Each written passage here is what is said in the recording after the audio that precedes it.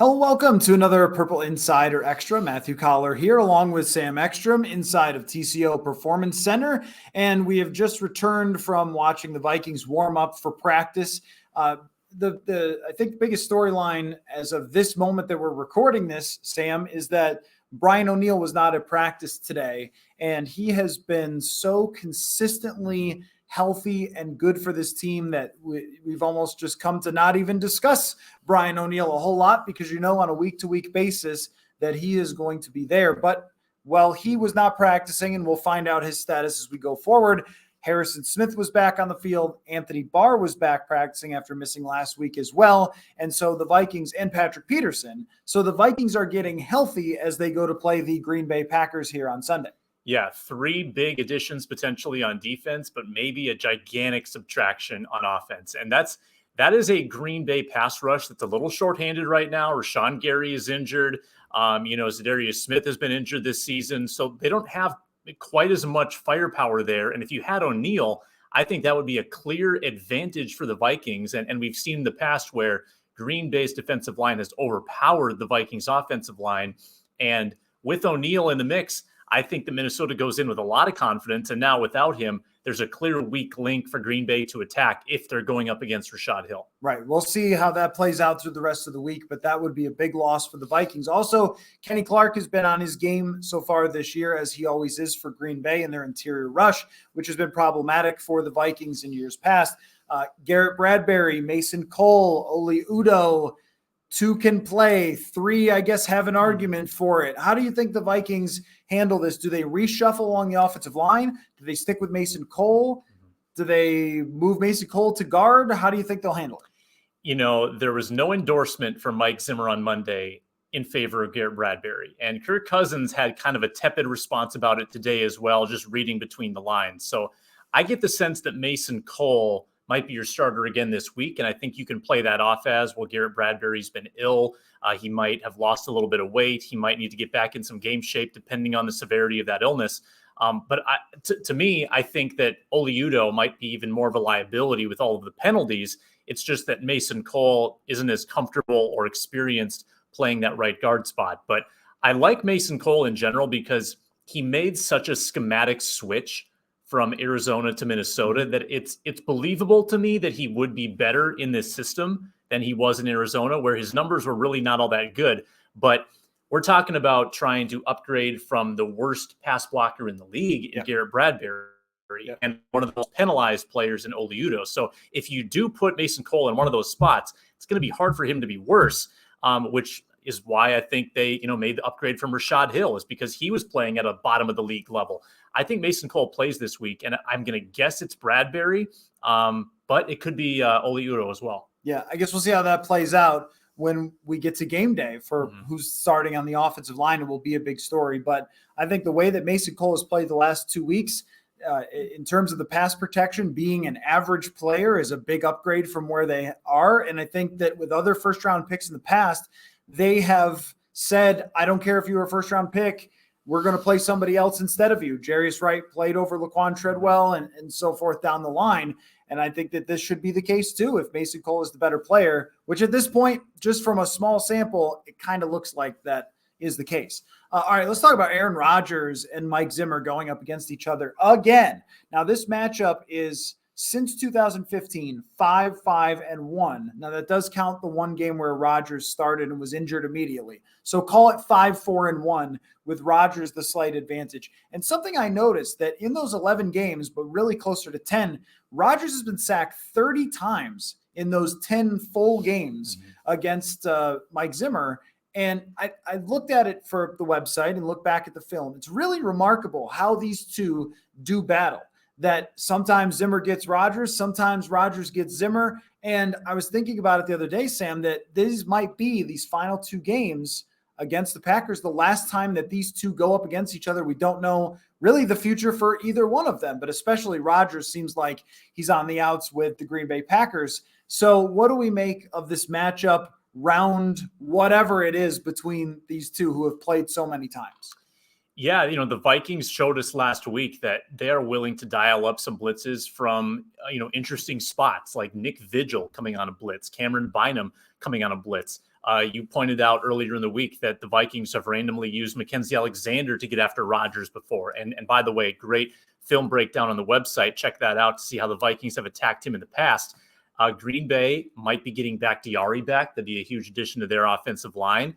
But the Vikings without Danielle Hunter need to be creative. They need to get that pressure from other sources because it's not coming from DJ Wanham, probably not coming from Kenny Willekes this week, who's still on the COVID list. It's Everson Griffin, and then it's sort of the secondary. It's the linebackers that you got to get pressure from, like 7 different positions potentially.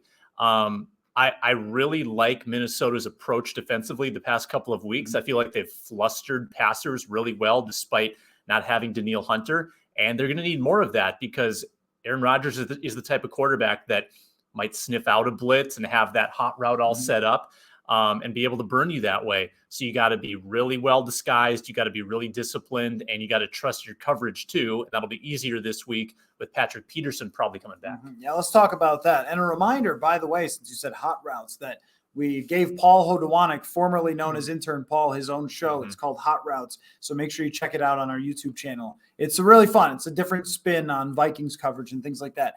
So Patrick Peterson is returning. I think that the overall assessment for the corners for the last 2 weeks without Patrick Peterson, or even going back, it'd be last three weeks.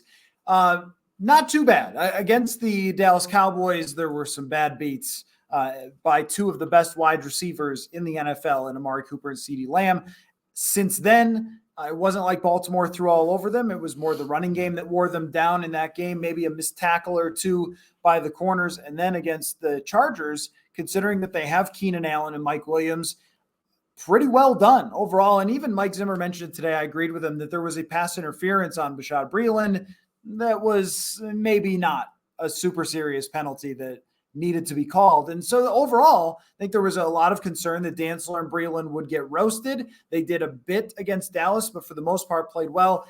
Still, I think Patrick Peterson returning is an upgrade, but how do you think they handle it? Is it Dantzler who goes back to the bench, or is it Bashaud Breeland? Great question. I feel like Dantzler has consistently been a better performer in a smaller sample size than Breeland has for the duration of the year. Breeland has been penalty prone. He's been injury prone. He's been getting burned prone. I mean, all of those have popped up at various times. And, the flashes of him being a good player have been fewer and farther between, where Dantzler's actually had a couple full games where he's been a pretty good player. I think that Dantzler is the guy. I think that you probably would have gone to Dantzler in place of Breeland before the Peterson injury, but then they never got the chance to do that because Peterson got hurt. I think that Dantzler and Peterson is the way to go. And you can have Breeland as your 4th guy. That's fine. He can play maybe kind of as your slot backup. And hey, Mackenzie Alexander was not spotted at practice either. If he's out, maybe you're moving Breeland inside. That's yet to be determined. You've also got Harrison Hand as a possibility, but they could be, again, mixing and matching in that cornerback spot. Who I wouldn't be surprised is if Cam Bynum got to play in the nickel corner, even though he hasn't really practiced that. He played so well in relief of Harrison Smith that it wouldn't shock me if they said, we don't really feel good about these other options, that maybe Cam Bynum should have his shot. And again, Andrew Sendejo did it one time. That's right. In the playoffs, and did a really good job actually in that game. So I think that playing nickel corner is kind of like a safety role to some extent anyway, where a lot of times you're playing in zones and things like that. You're making switches, you're making reads quickly, and it's not quite required of like blazing down the sideline speed as a outside corner would be. So, all right, give me one other big storyline of this game between the Vikings and the Packers that is not related to the standings. Obviously, the Vikings need a win here to get to 500. And then you look at the NFC standings and go, the route is right there for you. And the schedule starts to open up a little bit too after that. This would be getting through this entire tough stretch at 500, which I think would be a big accomplishment, even though there are some regrets along the way. What about special teams? Has special teams become a strength for the Vikings, Matthew? Yes. And say yes. And for Green Bay, Mason Crosby is one of the worst kickers in the league this year. He's missing 1 out of 3 kicks. He's 67%. That's not very good. Greg Joseph has, since his blow up against Arizona, been pretty consistent for the Vikings. So I think that that the Vikings might even have a special teams edge in this game. Mike Zimmer was raving about the way they played against Los Angeles. That's not the sexiest X factor of all time, but I think that it's slowly kind of turning around for this Vikings team. I agree. Ryan Ficken deserves a lot of credit for that. Their special teams coordinator. And also, Kene Nwangwu, difference maker right away. D.D. Westbrook was a good punt return before, so personnel also helps as well. But the kicking has been on point from Greg Joseph. Jordan Berry has been an upgrade for sure in the punting game, so they are better in pretty much every phase of that. I'll go with Aaron Jones being out. He's got the MCL sprain or strain or whatever it is with his MCL. Mm-hmm. And he's been a guy that's really tough against the Vikings in past years. And now it's going to be A.J. Dillon, who for old school fans, he might remind you of like Marion Butts or something.